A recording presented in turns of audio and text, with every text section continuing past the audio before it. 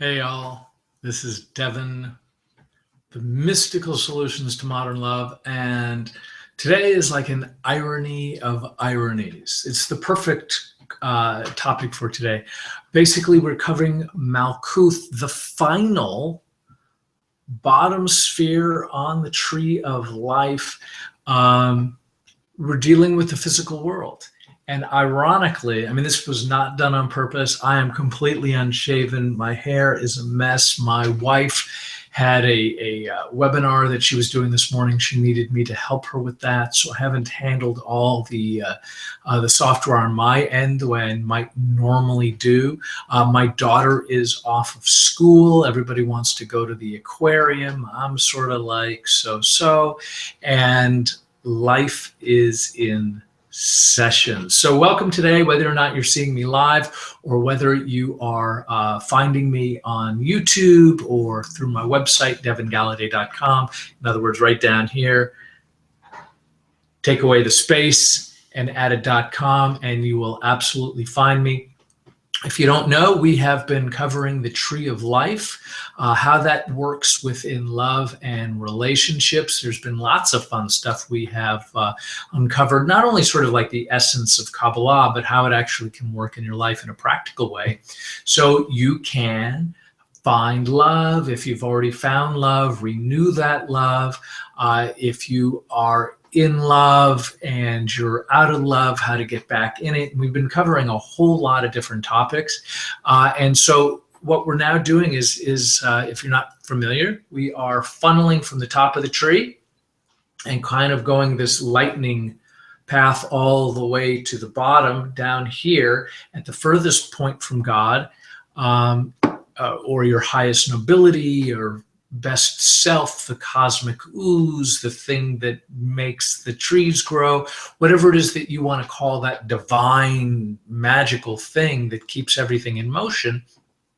Our physical world is completely separated from it. And as I have told you before, once upon a time, there was this thing, and we'll call it the cosmic ooze, and there was this thing that needed its light to be reflected. So this container, in other words, this partnership of the thing that wanted to be the all and everything, we'll call it the universe or God or the cosmic ooze or the light, whatever you feel comfortable with. And then you needed something in order to have light, there has to be something that reflects it. That's a physics thing. So this light, this divine emanation needed a container, something that would reveal it by receiving lesson that we have talked about a lot, specifically in a sephira called Binah, which is over here. And that its main goal is to receive all of the universe's power and create different archetypes of things, create everything, the ideas of love and harmony and happiness, but also of death and destruction and unhappiness.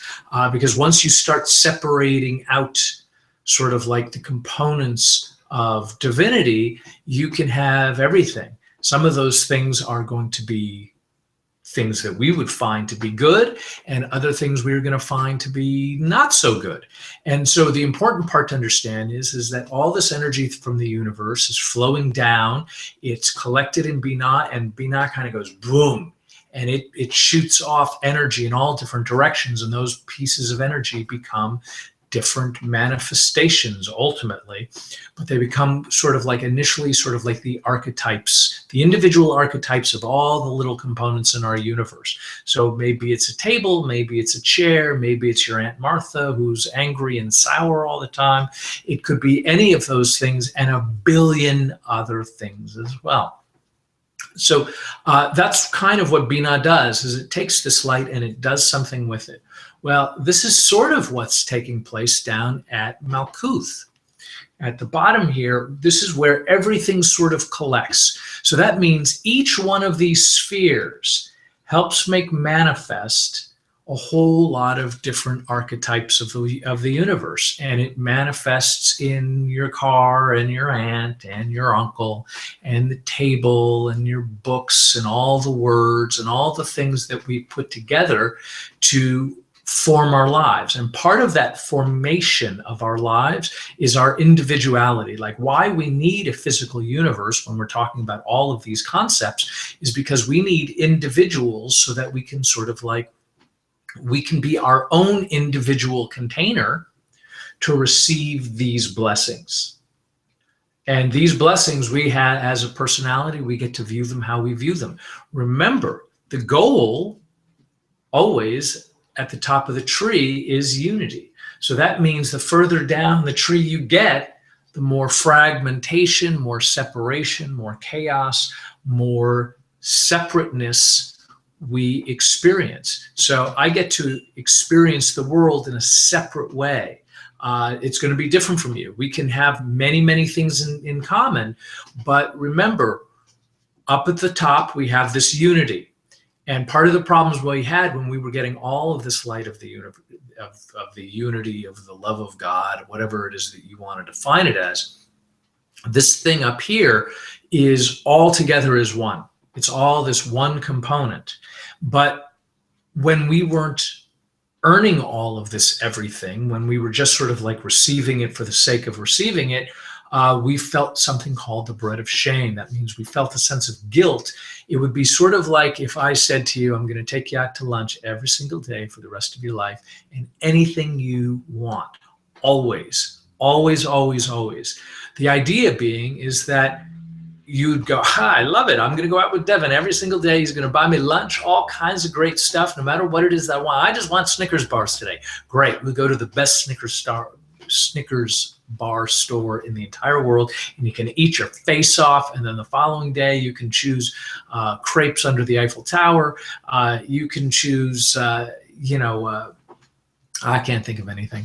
But the point is that you would have these incredible free lunches every single day forever.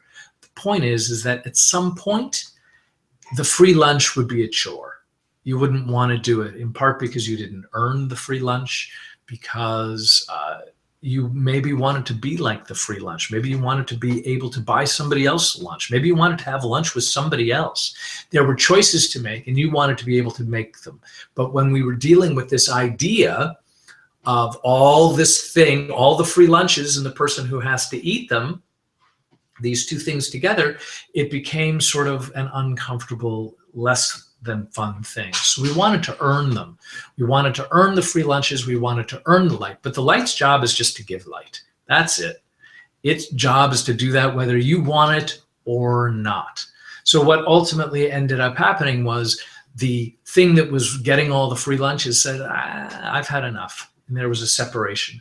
And that separation became this variation of the tree that basically put up these veils in between the divine and us. And so we have these fragmentations and we have these separations, and ultimately what we left with is an illusion to what the world around us is. As we talked in earlier sessions, we don't necessarily see the world as it is. In other words, we understand, like, I'm going to knock this table right now. It sounds hard to me and it sounds real to me, but all of these atoms are 99% empty space that hold the table together.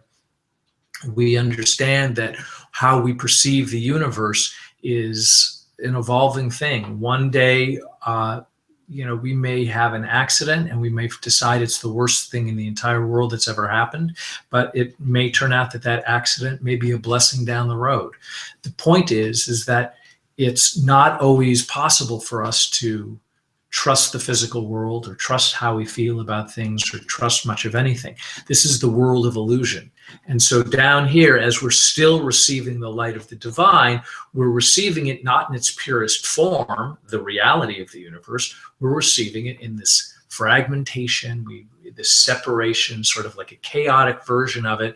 And the reason for that is if I said to you when we're here, do you want your free lunch? The answer is yes. Well, what if I said like this? What if we were down like this? Like, okay, here we have separation now. Do you still want the free lunch? Oh, okay, sure. You're not really having free will in that experience. If I was saying to you, here, I'm going to give you $1 billion, you would say yes. If I called you up from Minnesota and said, I still want to give you $1 billion, even though we're far apart now, your answer is still going to be yes. So that's the robotic answer. That is the knee-jerk action. That's the knee-jerk reaction. It is the reaction that the ultimate consciousness of Kabbalah is attempting to avoid.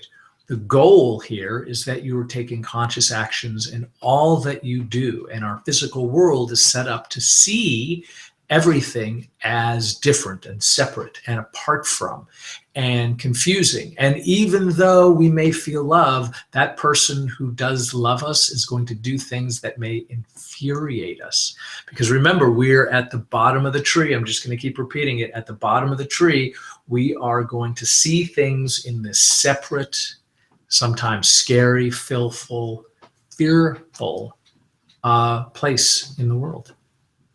So the important thing that I want you to understand is that when we are these individual manifestations, we have goals to return unto the idea of unity. So we get to choose unity, even though everything around us may give us fear and confusion, or that person said something mean, so now they're no good in any other way. The ultimate idea, one of the ideas that we've talked about a lot, is that love is an action, and that action is service. That's a buddy of mine, Dave Marciano. It's a line that he taught me, and it sort of sums up everything. If you continue to be of love and service to those around you, you will find more happiness, contentment, and inner peace. The more you focus on your fears and your selfishness and the things that you want just for yourself, you will probably remain in fear, and the things that you get will never amount to much of anything. It's sort of like, I remember as a kid pointing at something at the, like in the store for Christmas. I want that thing. I want that. And I thought to myself, once I get that thing, it'll be the greatest thing in the whole world, and I will feel good about the world because I will have that thing. And then Christmas Day would show up, and I opened the present as fast as I could. I'd play with that thing for 15 minutes, and then I wanted a different thing. And that, for the most part, is many of our experiences in life. So understand, when we're talking about illusion, we are talking about Malkuth. We're talking about the bottom of the tree. And our goal always, always, always is to get to the top of the tree. Without going into loads of detail, love thy neighbor. Be kind to each other. And within your relationship, and this is the important part, is that when you are in a relationship that is supposed to be, like when you talk about what your vows are, they probably love, honor, and cherish, in sickness and in health. That means when it's health, it's easy. When everything's going your way and things are good, thumbs up. How easy is that to love the other person? It's the part where our immediate reaction is, well, they said this rude thing to me, or they did this thing that I don't appreciate. And I will collect those things that I don't appreciate until they become overwhelming. And I will say to myself, okay, I don't need this relationship anymore. So really the secret answer to Malkuth, when you're bringing it into your love life, is to start striving towards compassion to the differences that you perceive, because those differences are about the illusion and not the reality of love. So if you are in a relationship now, I suggest you tell your partner often that you love them, even when you don't feel like it, especially when you don't feel like it. Be kind to them, even though they may not always be bringing their A game and may not be kind to you. Do the best you can. I mean, obviously, if you're in a physically abusive relationship, get out.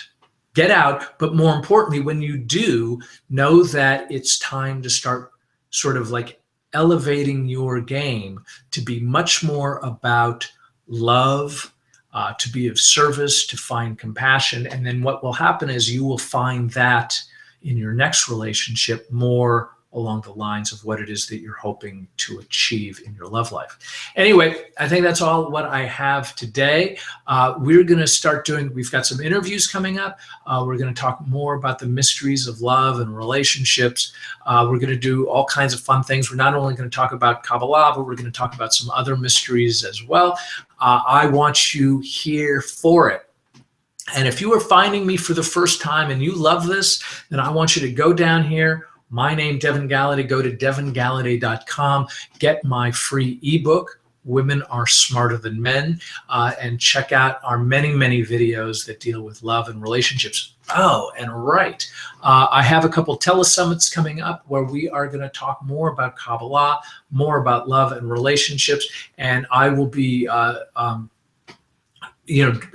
partnering in these telesummits with some of the biggest right now. Matter of fact, I think it's the last day where you can see me on the I Love Men telesummit, the I Love Men Summit that has Alison Armstrong and Pat Allen and a lot of other A-list people. In future telesummits, I'm going to be working alongside John Gray and Sark and Ariel Ford and some other fun, notable people. So if you want to find out more about it, go to devingalladay.com, sign up for my newsletter, get your free ebook, and we'll get you started on the road to a better love life. Thanks so much, and I'll see you guys next time.